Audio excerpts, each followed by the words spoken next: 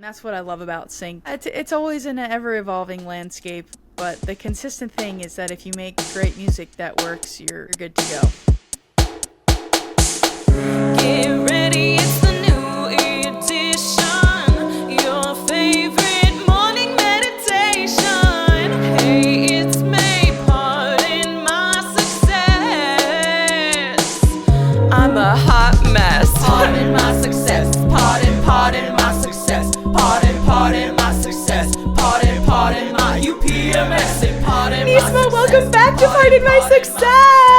Thank you so much. I'm so excited. Oh my God, I feel like a celebrity. You are a celebrity. It's been so long. Literally. Oh my gosh. Okay, if you haven't watched, I'm on season 1. We are now in season 4 of the podcast, which is No crazy. way. Yes. Isn't that wild? Like, we've been doing That's this for a while now. amazing. Our first interview together, I did in like my old office in one of like the secret conference rooms. But now we have a whole setup. I was going to say, I love is that like a neon sign thing Yes. happening? That's Yes. amazing. Thank you. Oh my God. We're trying to get more official. We're making it happen, and you're part of that and part of this love whole it. dream and process. And it's been so great chatting with you, getting ready for this episode because, guys, I'm so excited. Nismah is on today. Number one, I want to hear all about everything that's been going on with you. Where have you been? What have you been doing? The music you've been making. Oh, I would love sure. even if you could play us a couple tidbits here and there if maybe Oh, you're up for okay, it. sure. Ooh, get a little spicy. And then Nismah is going to walk us through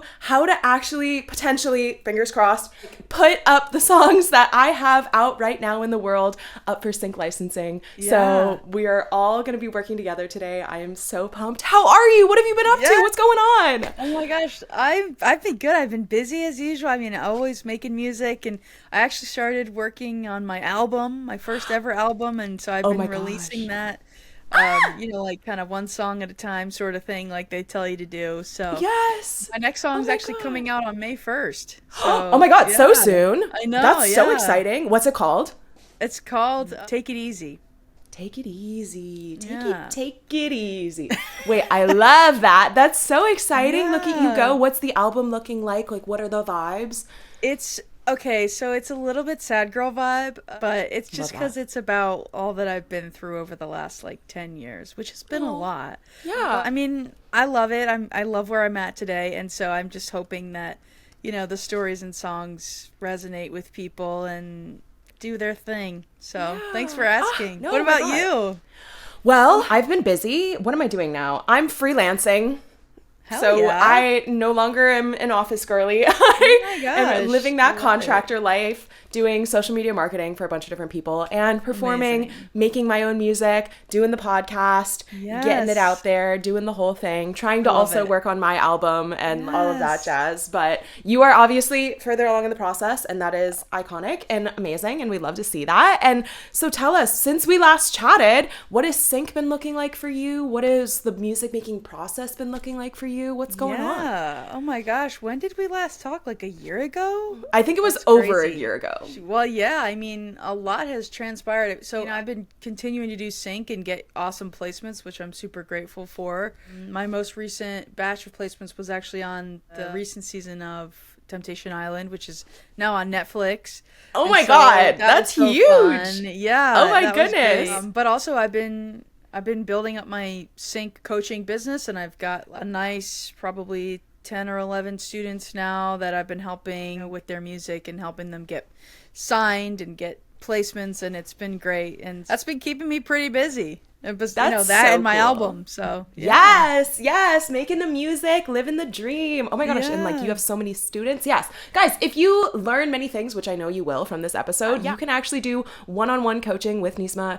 All of the links, everything will be down below. It's going to be amazing. And obviously, she knows what she's doing, and we are just barely figuring it out right now. So, Well, I'm if you here want for some ya. more Yeah. individualized help, you know where to go. But yes, okay. So I wrote down some questions. Let me Oh, just. yeah, let's do it. Let's jump in. I love it. Yes. Do you think that the sync licensing landscape has changed much in the last couple of years? And if so, How? It has a little bit. I think I've started to see more and more, kind of artist development type stuff with sync agencies, which it used to just kind of be, we listen to your music, if we like it, we pitch it. But now I actually see a lot of agencies willing to offer distribution services. So they'll actually do like a DistroKid or a CD Baby and put your music on streaming services and kind of pull you in as an artist rather than just a music creator, which can be great, if you're an independent artist and you're trying to put together a team of people who can support you in a label type capacity, but that's not a label.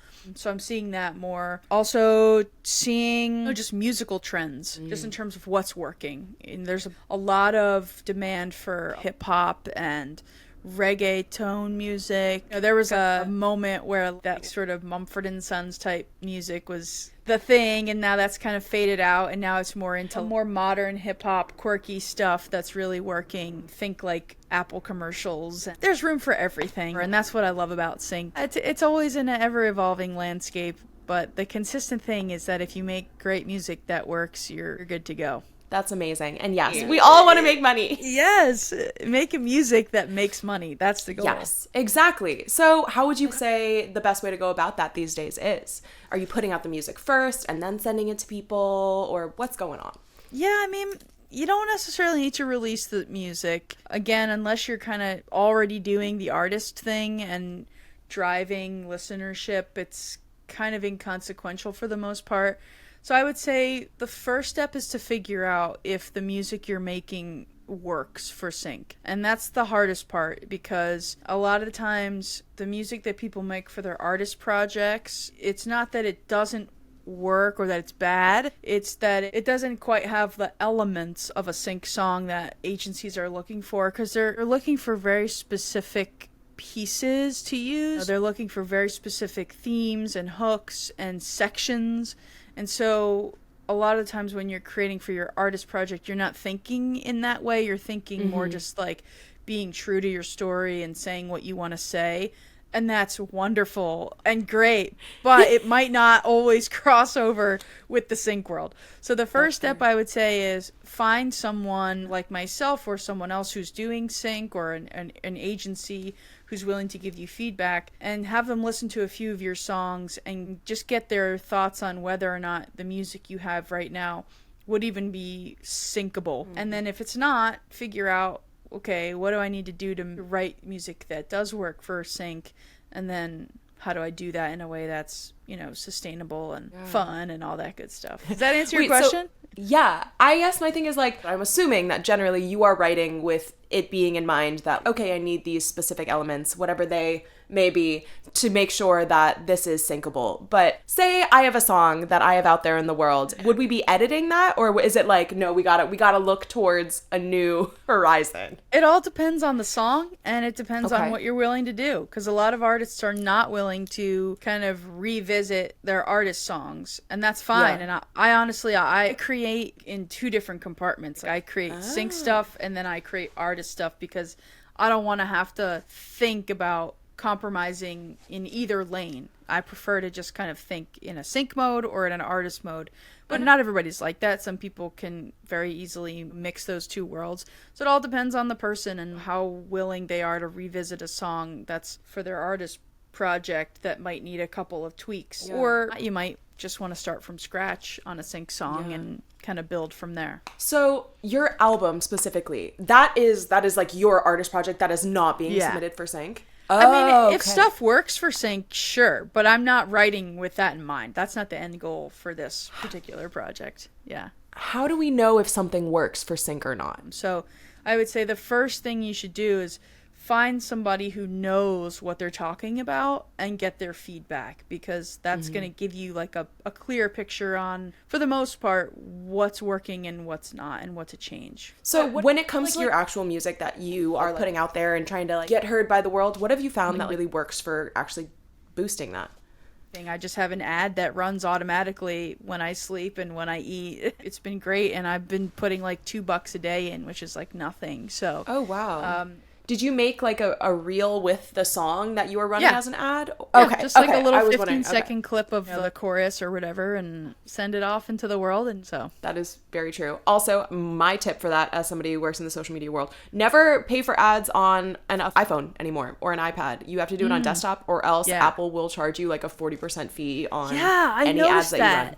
It's crazy. It's new. It's really annoying. That's just my little tidbit of advice. So for sync, what works? It's making a lot of music and submitting it to a lot of people. It's really a numbers game. It really is. A lot of agencies, you know, they'll say sync is kind of like playing the lottery, and the more tickets you have, the more likely you are to win. I mean, we're not going for the mega millions here, and there are obviously a lot more opportunities to win than a simple lottery, but it really is a matter of creating a big enough, strong enough catalog and getting it in enough hands so that eventually the songs start to kind of work for themselves. And that takes time. It's not like you're not going to get to that point in a month or 6 months or even a year. I mean, you could if you worked really, really hard, but for the most part, realistically, a good goal would be, you know, create 10 really awesome songs a year. And then in 2 or 3 years, you'll have a catalog of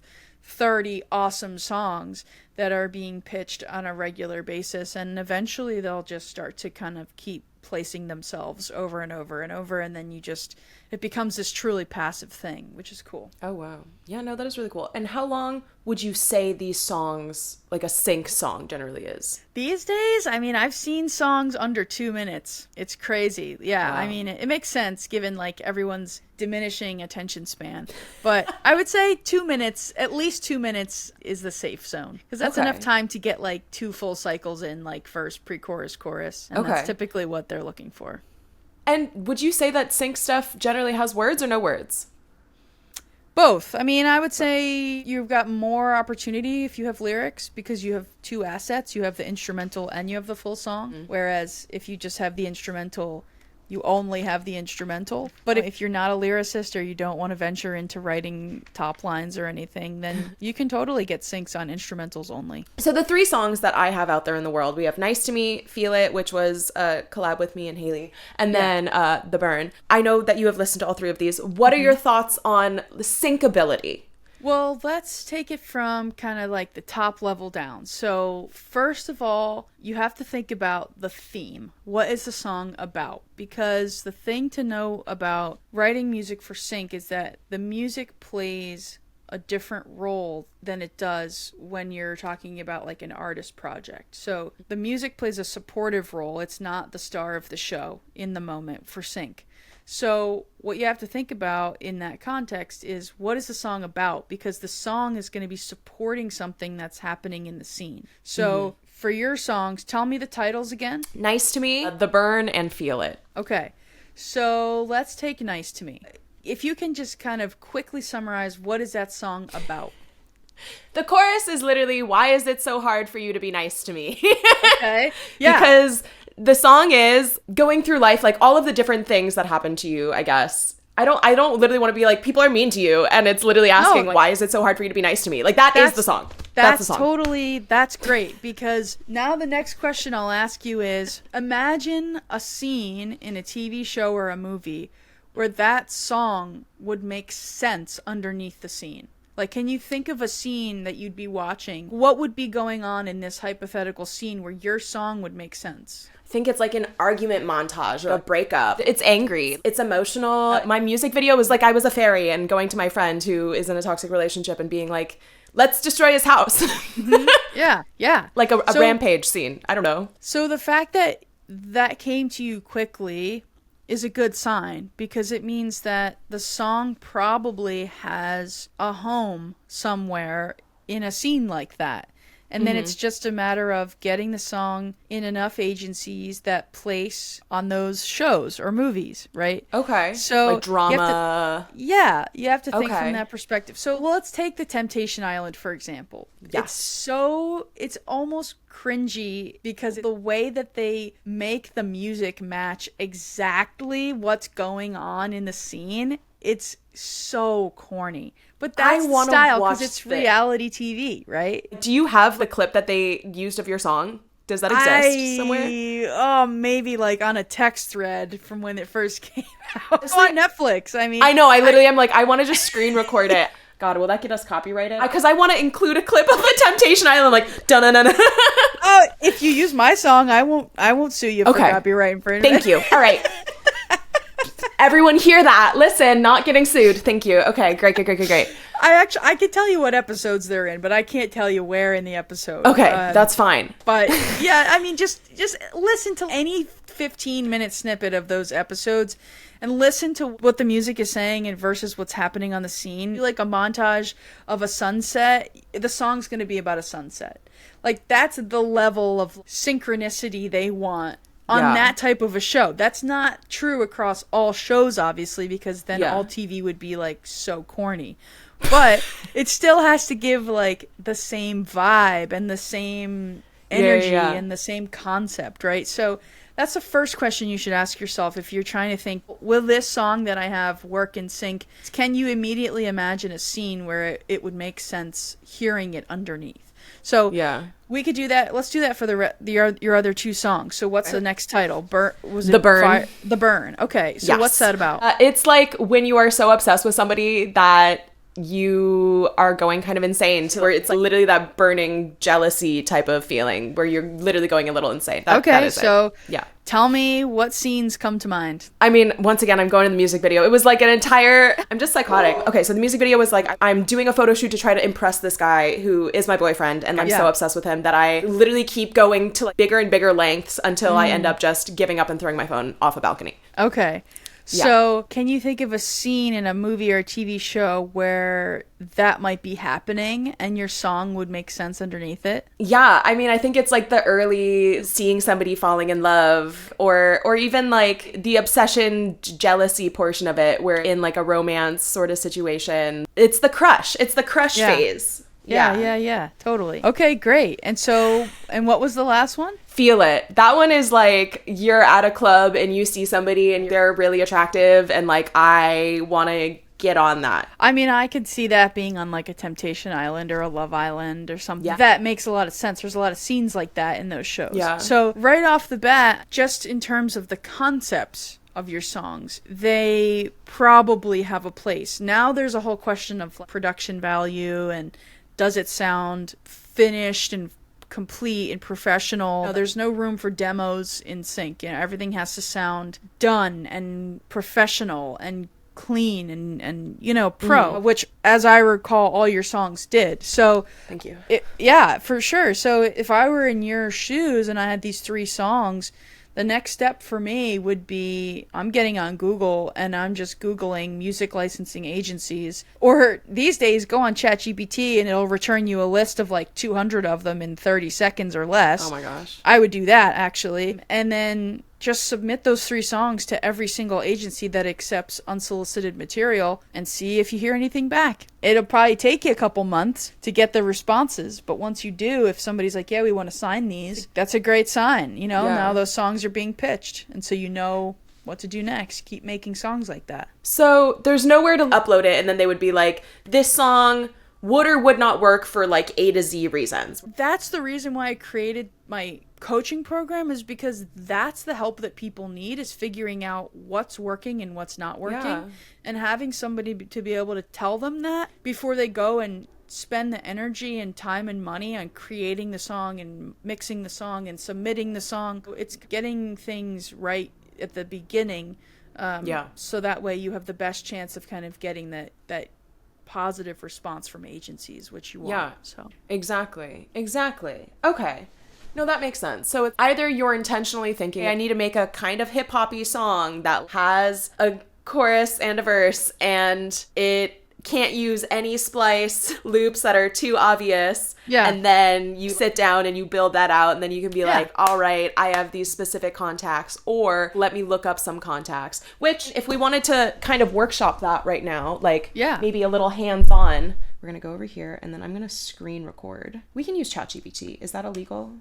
It's not illegal. I don't think so. Okay. If it is, I'm screwed. So true. Sync licensing companies. Yeah? Top sync licensing agencies. Okay, here we go. Music bed. And that's like a library. Junkie library. Audio network. Same thing. APM music. That's legit. Okay. Position music. That's legit. Crucial music. Great company. Song Trader. I know that one. Yeah, that's like a pay-to-play thing. Okay. Jingle Punks. So true. Junkie library. Okay. BMG Production Music. That sounds legit. Marmoset. Super legit. Have music with them. First Com Music. Also legit. And then it says there are DIY platform-based options such as Artlist, Epidemic Sound. Yeah. I mean, I'm not surprised that it's returning big music libraries. You want boutique music licensing agencies. Okay. I mean, Crucial and Marmoset are great, but it's doing a very general Google search. What is the difference between a big music library and an actual agency? Is like the agencies pitch out versus the libraries just have? Yeah, so you could think of a library like, I mean, they're basically just all about having a huge selection of songs for them rather than having a highly curated selection of songs. So you could think of it like in a big music library, you're literally one book in a giant library versus a boutique agency is like a small bookstore. Okay. Right? So it's more about the agencies have more bandwidth to have relationships with their artists, and you actually get to talk to a human being who will listen to your music and answer your emails and tell you when you get placements and when there are opportunities, versus a giant library where you submit just through a portal and then maybe you get a random placement every 6 years. So I recommend for anyone starting out, always go with a boutique, smaller agency who can actually help you develop your sync career rather than just go for these like giant libraries. Okay. So if we were going to submit to somewhere like Marmoset, so I'm on their website now, and it says music licensing, custom songs with character. How would I submit? If they accept unsolicited material, not every agency does, but most do. They'll have a submission system on their website that usually takes them anywhere from 3 weeks to 3 months to get back to you because they receive so much music. So would you say there's any benefit to trying to contact people individually from the boutique agency? Like I'm like on their team page right now. I mean, most likely they're going to tell you use our submission form. Okay. Submission form is not a bad thing. It's just that's their intake system.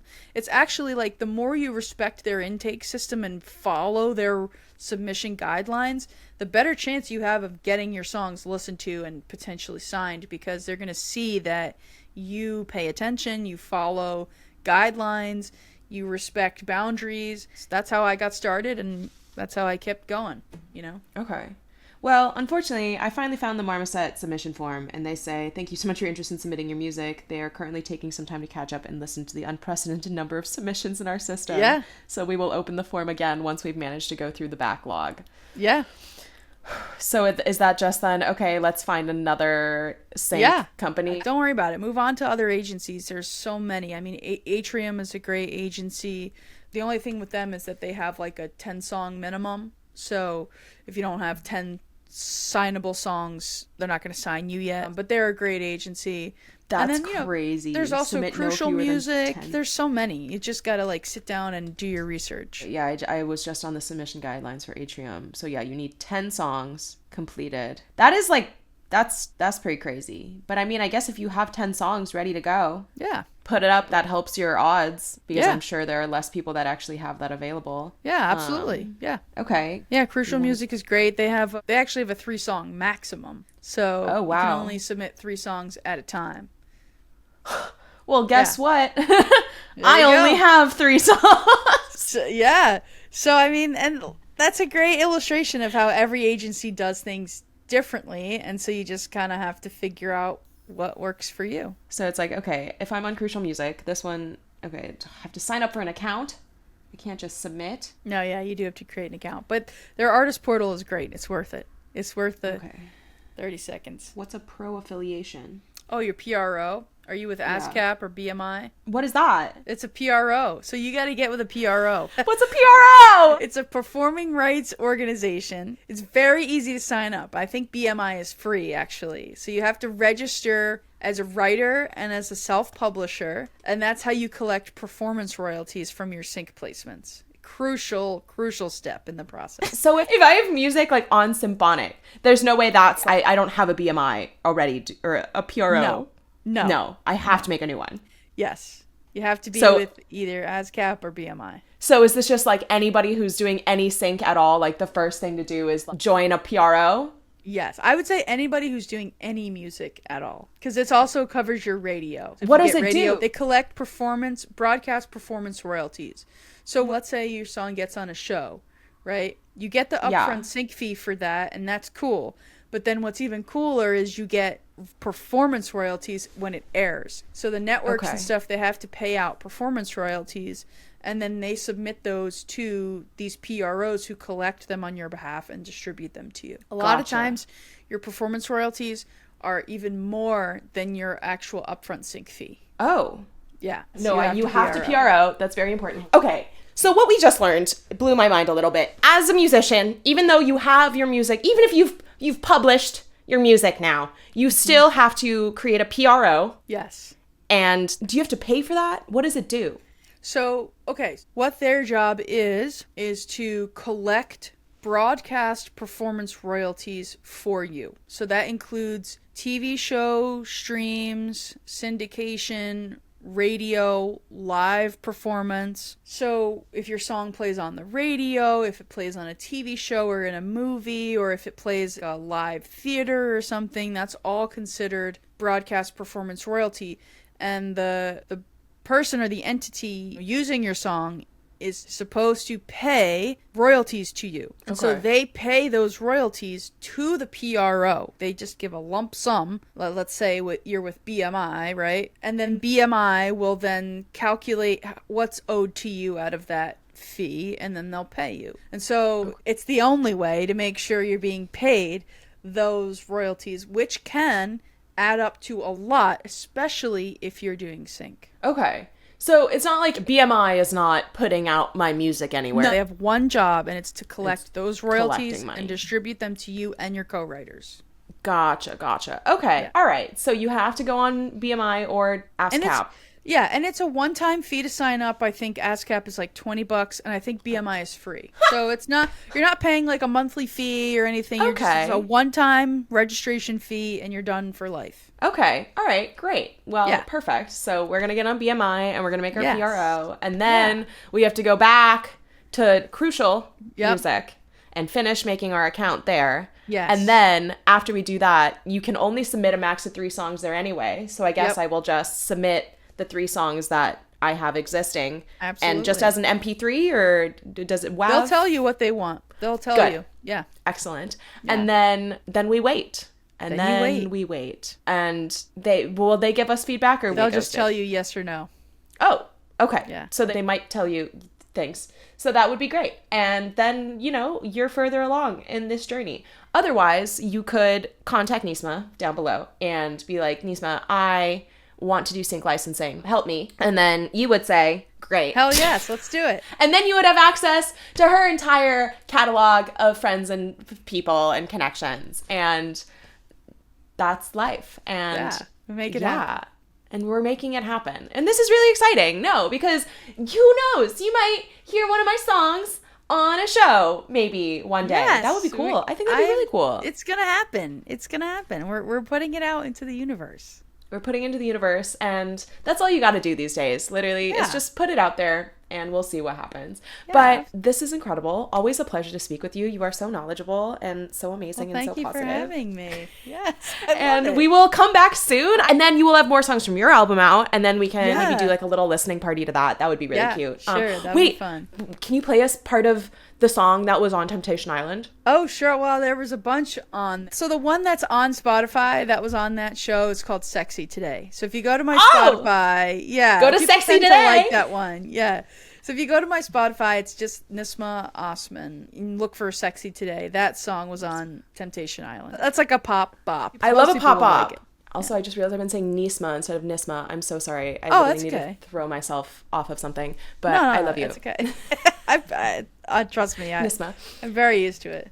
You are the boss. Okay, let's hear it. Oh, you want me to play it right now? Yes. Yeah, do it. It's called Sexy Today. Didn't have to tell me with your words. I saw it in your eyes. Never good enough, never measured up, no matter how I tried. Ow! You were always making me think it was my fault. I can't believe I thought I needed you. What a fool I was. Okay. Well, let me tell you something, boy. You can go find yourself a toy. This is so Temptation Island. It is, right? I can literally see them like slow-mo frolicking on the beach. Out this door, 'cause I feel sexy today. Ooh, in a new kind of way. Yeah, I'm walking like my hips have something to say. It's been a long time coming. It's fun, right? I'm so obsessed. You're too famous. You're, working too hard. Absolutely Just not. too many things. Too much going on. Too many shows, So if you guys are watching Temptation Island and you hear that and you can be like, oh my God, I know exactly who wrote that. And that's pretty incredible. So I love you. This was amazing. You are so amazing. And I can't wait to see all of the incredible things that you continue to do. Everybody go follow Nismah down below. Go contact her for all of your sync music licensing needs. And I love you guys. And we will see you next week. Thank you. Are you PMSing? Are you PMSing?